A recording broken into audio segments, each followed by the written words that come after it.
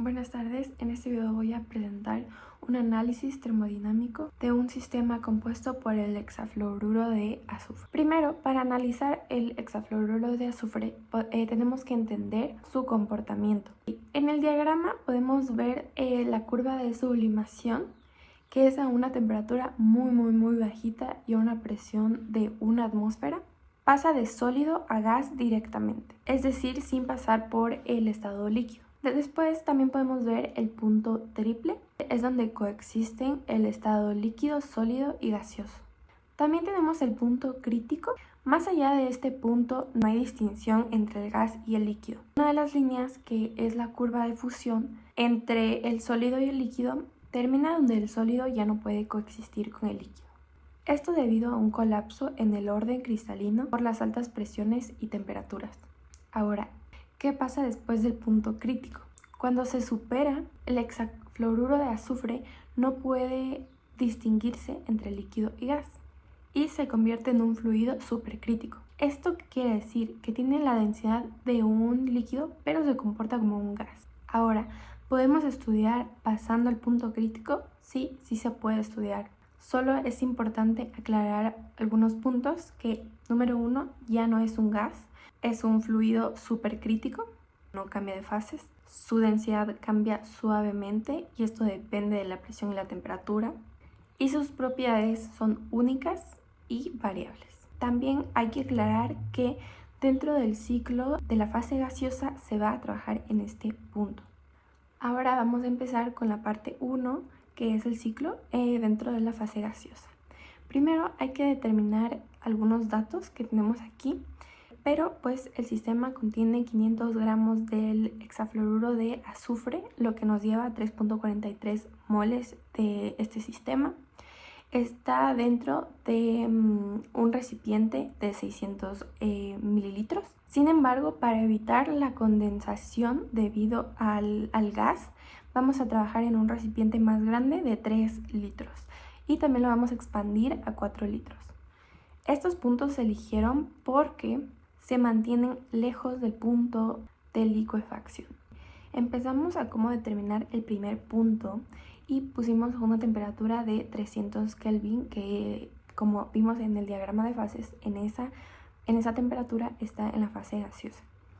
Entonces, para determinar la presión, lo que hicimos fue usar la ecuación de los gases ideales, y se ocupa porque el hexafluoruro de azufre se comporta como un gas ideal en ciertas condiciones, especialmente cuando la temperatura y las presiones no son muy altas y son moderadas.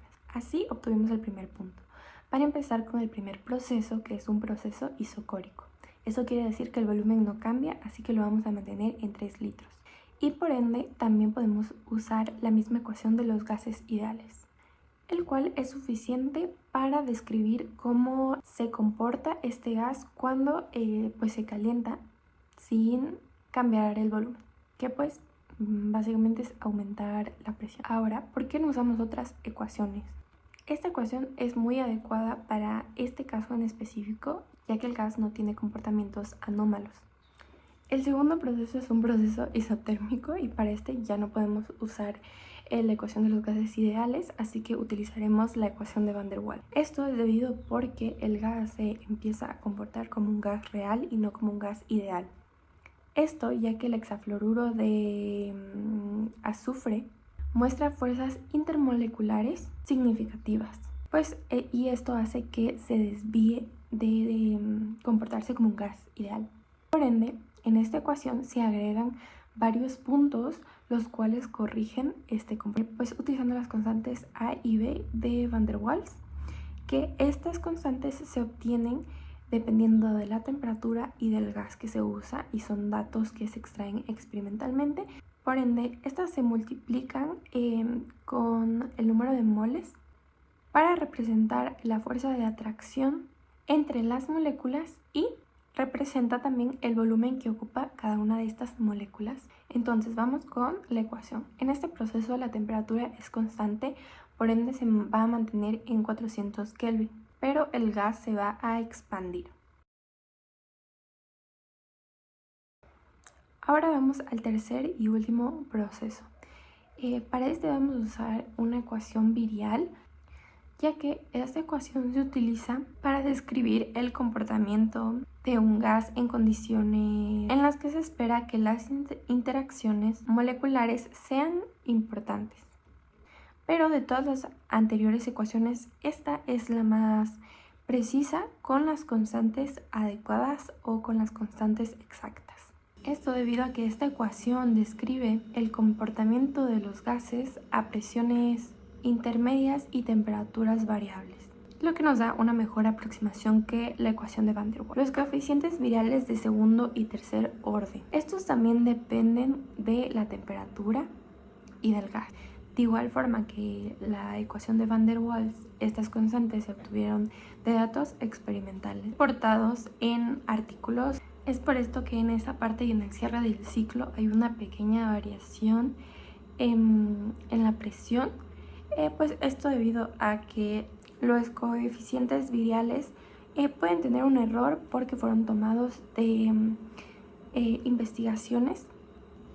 Ok, ahora vamos a la parte 2, que es un análisis de calor, trabajo y energía interna. Por el proceso 1 a 2, que recordemos que era isocórico. Como es isocórico, el sistema absorbe calor y aumenta su energía interna, pero el trabajo es nulo, o sea, es igual a 0, por lo que no hay expansión de volumen. Además que hay que tener en cuenta que el calor es igual a la energía interna. Por ende, lo que hicimos fue sacar la energía interna, donde también necesitamos unas variables que dependen del gas. Entonces, lo que hicimos fue con el número de moles multiplicarlo por este coeficiente y multiplicar por la diferencia de temperaturas para así obtener nuestra energía interna y de la misma manera poder obtener el calor. Vamos por el proceso 2, que para este usamos la ecuación de Van der Waals.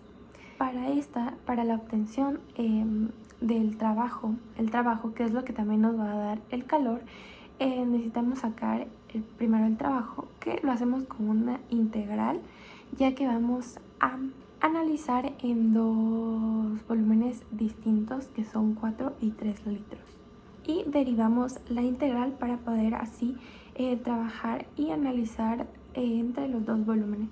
Aquí hay trabajo a que el gas se expande y absorbe el calor para mantener la temperatura constante.